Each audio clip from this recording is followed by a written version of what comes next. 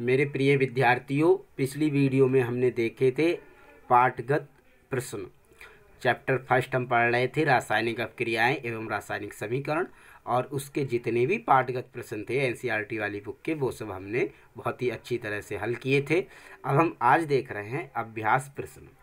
तो जो अभ्यास प्रश्न हैं एनसीईआरटी बुक्स के, आज हम वो कवर कर रहे हैं।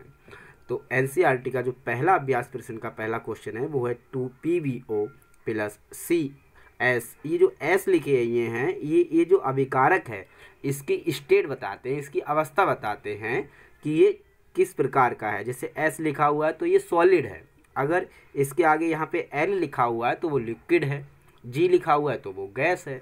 अभिकारकों की अवस्था बताते हैं जो आगे ब्रैकेट में लिखे हुए होते हैं। तो यहाँ पे PbO लेड ऑक्साइड है तो ये सॉलिड है, S लिखा है। कार्बन है, सॉलिड है, S लिखा है। और इधर बना है Pb, लेड बना है तो सॉलिड है, S लिखा है। CO2 ये गैस बनी है तो यहाँ गैस बना, G लिखा है। तो ये रिएक्शन लिखी हुई है और अभ्यास प्रश्न में क्वेश्चन में पूछ रहा है कि यहाँ पे कौन क्या हो रहा है, यानी कौन अपचयित हो रहा है और कौन उपचयित हो रहा है, ये पूछ रहा है। तो अपचयित होना और उपचयित होना हम बार बार पढ़ चुके हैं कि उपचयन का मतलब होता है ऑक्सीजन का जुड़ना और अपचयन का मतलब होता है ऑक्सीजन का हटना। तो यहाँ पे PbO था तो यहाँ हो गया Pb, तो ये क्या हुआ, ऑक्सीजन यहाँ पे हट गई तो ये उपचयित तो हुआ नहीं, ये क्या हुआ, अपचयित हुआ। ऑक्सीजन हट गई, अगर जुड़ जाती तो उपचयित होता, उपचयन होता, लेकिन उपचयन नहीं हुआ, यहाँ पे अपचयन हुआ, यानी कि अपचयित हुआ। कौन अपचयित हुआ, PbO अपचयित हुआ। किस में, Pb में। तो लेड ऑक्साइड अपचयित हो रहा है, हमें ये आंसर देना है। और कार्बन अपचयित हो रहा है, कार्बन क्या हो रहा है, उपचयित हो रहा है। कार्बन क्या हो रहा है, उपचयित, यहाँ पे क्योंकि कार्बन के साथ ऑक्सीजन जुड़ रही है तो ये उपचयन हो रहा है। तो कार्बन उपचयित हो रहा है और लेड ऑक्साइड अपचयित हो रहा है, तो ये इसका आंसर है। अगली ये क्वेश्चन दिया हुआ है, वो सॉरी रिएक्शन दी हुई है, और ये रिएक्शन में बतानी है कौन सी रिएक्शन है। FeO3 plus 2Al, Al2O3 Fe। तो यहाँ पे एल्यूमिनियम में आयरन को विस्थापित कर दिया, ये विस्थापन अपक्रिया है, क्योंकि यहाँ पे आयरन निकल गया और एल्यूमिनियम इसके साथ जुड़ गया, ये विस्थापन अपक्रिया है। हम पिछली क्लास में पढ़ चुके हैं विस्थापन अपक्रिया क्या है।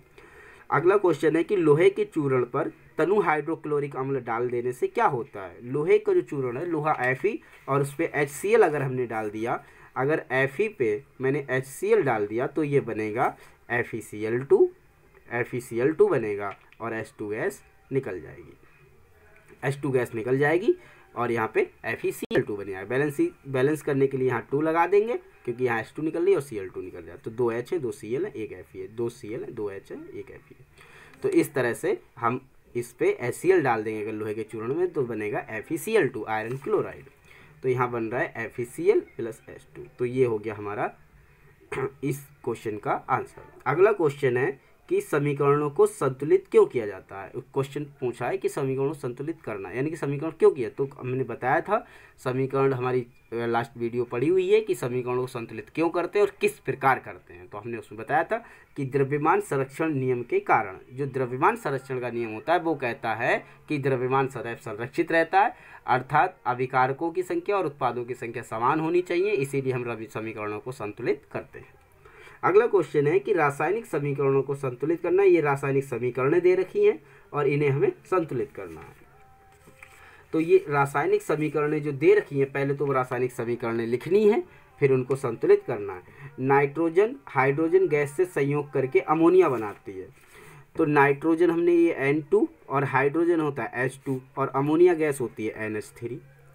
तो हमें अब ये देखना है कि ये बैलेंस भी करना है। ये तो रिएक्शन लिख दी कि नाइट्रोजन हाइड्रोजन गैस अमोनिया बनाती है, नाइट्रोजन N2 होती है, हाइड्रोजन H2 होती है, अमोनिया NH3 होती है। अब ये देखना कि ये बैलेंस है या नहीं, तो इसे बैलेंस भी करना है। तो ये पहला क्वेश्चन है कि नाइट्रोजन हाइड्रोजन सहयोग करके अमोनिया बनाती है, रिएक्शन लिखिए तथा बैलेंस करिए, ये क्वेश्चन है। तो हमने N2 यहाँ पे कितना, N एक ही है, यहाँ कितने हैं, यहाँ एक ही है, यहाँ 2 हैं, तो यहाँ 2 लगाना पड़ेगा। और यहाँ पे अगर हमने 2N कर दिए तो H यहाँ पे 6 हो गए, और यहाँ पे कितने 2 ही है, तो यहाँ 3 लगाना पड़ेगा। तो 3H2 3H6 हो गए, और 3H3 और 2 यहाँ भी 6 हो गए, 2N है 2N है, तो ये बैलेंस हो गई रिएक्शन। तो इस तरह से हम रिएक्शन बैलेंस करते हैं।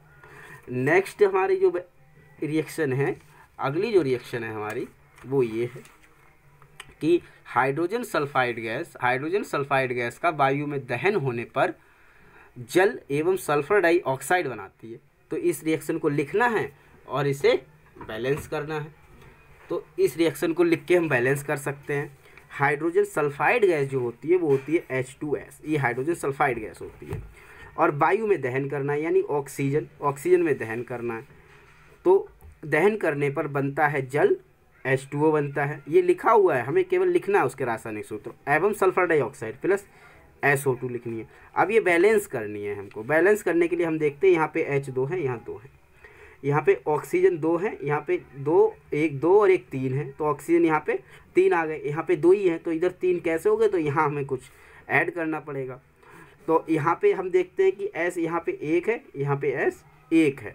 अगर हम यहाँ पे H2 इस तरह से O को अगर बैलेंस करें तो O को किस प्रकार बैलेंस करना होगा हमें, तो हम यहाँ पे 2 लगा दें तो ये हो जाएगा 2SO2, यानी कि यहाँ O हो जाएंगे अब 4 और 1 5। अब ये 5 हो गए, तो यहाँ पे यहाँ पे भी 2 लगा दूँ तो ये हो जाएंगे 5, 4 2 6, और यहाँ 3 लगा दूँ तो O6 हो गए। अब अगर मैं 2 यहाँ लगा दूँ तो 2 2 4H, 2H और ये 4H, H भी 4 हो गए और H भी 4 हो गए, O6 हो गए, O6 हो गए, S2 हैं, S2 हैं। ये पूरी तरह संतुलित हो गई है। तो हमें यहाँ पे परमाणुओं की संख्या को देखना है और परमाणुओं की संख्या के अकॉर्डिंग हमें बैलेंस करना है। तो ये रिएक्शन है जो लिखनी है और बैलेंस करनी है। अगली है कि एल्यूमिनियम सल्फेट के साथ अभिक्रिया करके बेरियम क्लोराइड, एल्यूमिनियम क्लोराइड एवं बेरियम सल्फेट का अपक्षेप देता है। तो आप सभी बच्चों को ये रिएक्शनें लिखनी है और इनको बैलेंस करना है। बैलेंस करने का मतलब है कि उनके परमाणु की संख्या को बराबर कर देना है। जिधर अभिकारक ज़्यादा है या किस तरह से मैंने बैलेंस करी है, पहले अभिकारकों की संख्या लिख लेते हैं और उत्पादों की संख्या लिख सकते हैं। फिर जिधर ज़्यादा या कम होता है उनको हम गुणांक से गुणा करके बराबर कर लेते हैं। हमने लास्ट वीडियो में बता दिया है कि अभिक्रिया संतुलित कैसे करते हैं। ये हमारी पूरी एक सेपरेट वीडियो है, आप उससे देख लें। और नेक्स्ट है हमारा कि पोटेशियम धातु जल के साथ अभिक्रिया करके पोटेशियम हाइड्रोक्साइड व हाइड्रोजन गैस देती है। तो पोटेशियम होता है K, ये सिंबल होता है पोटेशियम का। जल के साथ अभिक्रिया यानी H2O, तो यहाँ बनाता है KOH। पोटेशियम हाइड्रोक्साइड होता है KOH और H2। बैलेंस करने के लिए हमने यहाँ 2 लगा दिया, यहाँ 2 लगा दिया, तो यहाँ सब एकदम इक्वल हो गए। ये भी यही है कि रासायनिक समीकरणों को संतुलित करो। तो यहाँ पे भी हमें इसके अकॉर्डिंग संतुलित करना है कि कहाँ पे 2 आएगा, कहाँ पे 3 आएगा। और ये मैं बार बार बोल रहा हूँ कि मैंने लास्ट वीडियो में बहुत ही अच्छी तरह से बताया है कि रासायनिक समीकरणों को संतुलित कैसे करते हैं। तो ये अभ्यास प्रश्न नहीं है, इसे हमने पढ़ा दिया है कि रासायनिक समीकरण कैसे संतुलित करते हैं। पहले अभिकारकों की संख्या लिखते हैं और उत्पादों की संख्या लिखते हैं, फिर जिधर भी ज़्यादा होते हैं उधर हम उसमें उतने से ही मल्टीप्लाई कर देते हैं और वो समीकरण संतुलित हो जाती है। यहाँ पे HNO3 CaOH का होल ट्वाइस, CaNO3 का होल ट्वाइस प्लस H2O। तो यहाँ पे H 1 है और यहाँ पे H 2 है, तो हमें यहाँ पे 2H लगाना पड़ेगा और अपने आप ये समीकरण संतुलित हो जाएगी। ऐसी NOH H2SO4 Na2SO4, यहाँ पे Na के 2 है, यहाँ पे 1 ही है, तो यहाँ 2 लगाना पड़ेगा। हमें ये प्रोडक्ट देखना होता है। यहाँ पे AgCl है, यहाँ पे एक ही Ag है, यहाँ पे एक ही Ag है, तो ये रिएक्शन अपने आप में संतुलित है, इसमें कुछ नहीं करना है। ऐसी BaCl2 H2SO4 BaSO4 HCl, इसमें हमें केवल यहाँ पे क्या करना है, जैसे Ba 1 है तो Ba 1 है, Cl 2 है, Cl 2 है, तो 2 Cl होने के लिए यहाँ पे HCl 1 है तो यहाँ पे 2 लगा देंगे और ये समीकरण संतुलित हो जाएगी। तो ये रासायनिक समीकरण संतुलित कैसे करते हैं मैंने बताया, और ये बहुत ही सिंपल है, अपने साइंस के अकॉर्डिंग हम संतुलित कर सकते हैं। नेक्स्ट देख लेते हैं जो इम्पोर्टेंट क्वेश्चन है, ये सारे के सारे रासायनिक समीकरणों को संतुलित करने का, और ये सभी आंसर इसमें लिखे हुए हैं। आप चाहें तो इस नोट्सों से आप लिख सकते हैं। ये प्रॉपर बिल्कुल सटीक तरह से लिखे हुए हैं, इसमें कोई गलत नहीं है, हर एक रिएक्शन बिल्कुल सही तरह से संतुलित है। अगले जो इम्पोर्टेंट क्वेश्चन है वो क्वेश्चन जो थ्योरेटिकल क्वेश्चन है हम वो देख लेते हैं। ये सभी विस्थापन कहना चाहिए हमारे सब संतुलित वाली अभिक्रिया हैं। और ये जो इम्पोर्टेंट क्वेश्चन है बहुत ही इम्पोर्टेंट कि श्वसन को ऊष्माक्षेपी अभिक्रिया क्यों कहते हैं, इसका वर्णन करो। कि श्वसन का मतलब होता है सांस को लेना और छोड़ना, ये होता है श्वसन। श्वसन तंत्र भी हम पढ़ेंगे बायो में आगे। तो ये श्वसन होता है कि इसे ऊष्माक्षेपी अभिक्रिया क्यों कहते हैं। तो श्वसन के दौरान अंदर लिए गए ऑक्सीजन द्वारा रक्त के भोजन में विघटित हो जाता है, अर्थात वह उपचयित हो जाता है। इस प्रक्रिया में ऊर्जा मिलती है और ये श्वसन को ऊष्माक्षेपी अभिक्रिया कहते हैं। श्वसन को ऊष्माक्षेपी अभिक्रिया हम इसलिए कहते हैं क्योंकि जब हम सांस लेते हैं तो हमारे अंदर ऑक्सीजन जाती है, और ये जो ऑक्सीजन जाती है ये ऑक्सीजन हमारे खून में मिल जाती है, यानी कि ऑक्सीकृत हो जाती है। किसमें? हमारे भोजन में। जो हमारे अंदर भोजन पच रहा है उसमें ऑक्सीकृत होती है, और ऑक्सीकृत होके हमारे अंदर ऊर्जा पैदा करती है, हमें ऊर्जा देती है। अब हमें पता है जो भी रिएक्शन, जब हमने संयोजन रिएक्शन देखा तो कुछ चीज़ कोई चीज़ जुड़ रही हो और ऊर्जा निकल रही हो तो वो ऊष्माक्षेपी अपक्रिया होती है। ऐसी यहाँ पे ऑक्सीजन जुड़ रही है हमारे भोजन के साथ, और हमारे भोजन में होता है ग्लूकोज, और ग्लूकोज का फॉर्मूला होता है C6H12O6। हम जो भी खाते हैं वो अंदर जाके हमारा बिल्कुल सब ग्लूकोज में कन्वर्ट हो जाता है।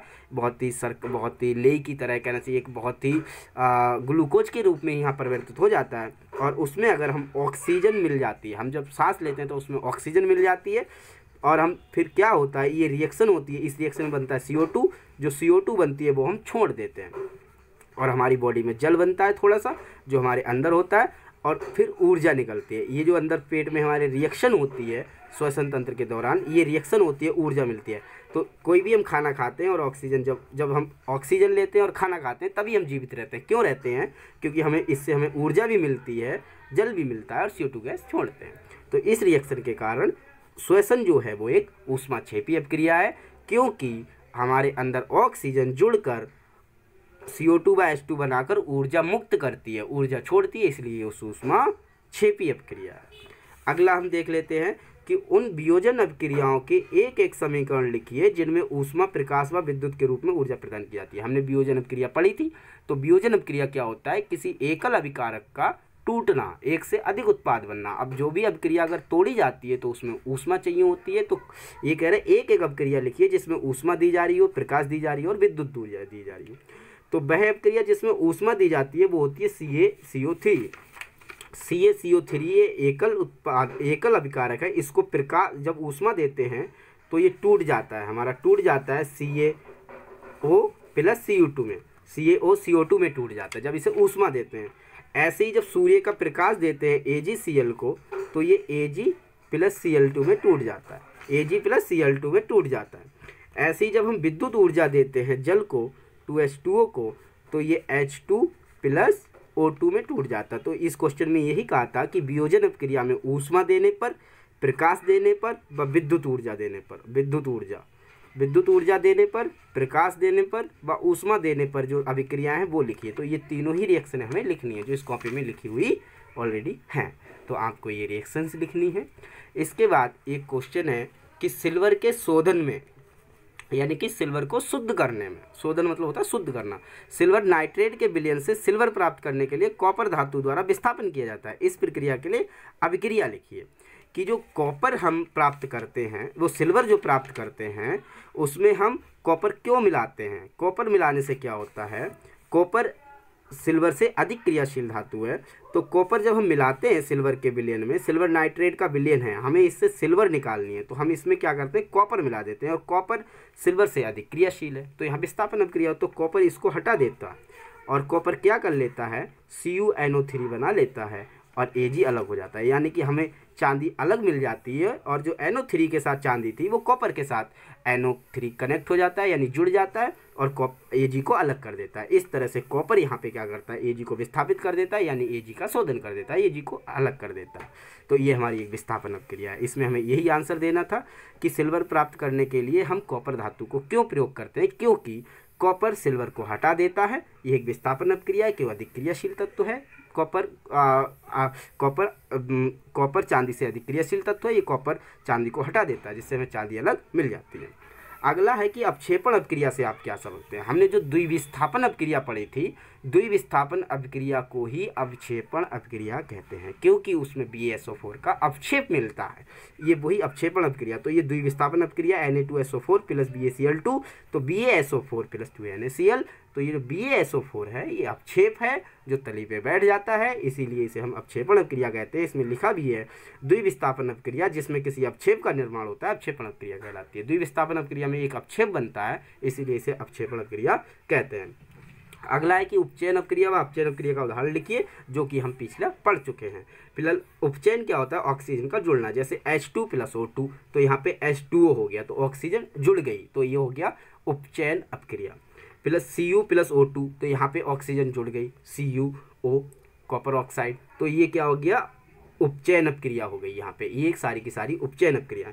अपचयन अपक्रियाएं जिनमें हाइड्रोजन जुड़ती है या ऑक्सीजन की कमी होती है। तो यहाँ हाइड्रोजन जुड़ेगी या ऑक्सीजन की कमी होगी, तो ऑक्सीजन की कमी हो रही है। देखो ZNO प्लस C, तो Zn प्लस CO, तो यहाँ Zn अकेला रह गया, यहाँ पे O के साथ था। ऑक्सीजन का निकल जाना अपचयन और ऑक्सीजन का जुड़ जाना उपचयन।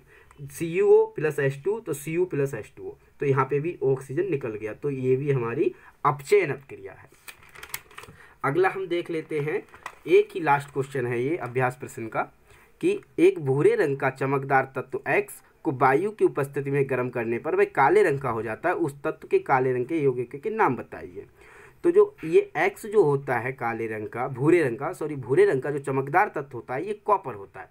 जब इसे वायु में गर्म किया जाता है तो ये कॉपर ऑक्साइड जमा होने के कारण काला हो जाता है। ये प्रैक्टिकली चीज़ है ये, कि जो कॉपर होता है भूरे रंग का, ये भूरे रंग का कॉपर को जब हम गर्म करते हैं, Cu को जब हम O2 के साथ गर्म करते हैं, ऊष्मा देते हैं, तो ये काला हो जाता है, 2CuO, कॉपर ऑक्साइड। और ये ऑक्सीकरण वाली रिएक्शन है, क्योंकि यहाँ पे ऑक्सीजन जुड़ रहा है, तो ये ऑक्सीकरण अपक्रिया है। और हमें इसमें बताना था कि वह कौन सा तत्व है जो जब हम उसे गर्म करते हैं तो वो काले रंग का हो जाता है, और वो है हमारा कॉपर। कॉपर को जब भी हम गर्म करते हैं ऑक्सीजन की उपस्थिति में वो काला हो जाता है।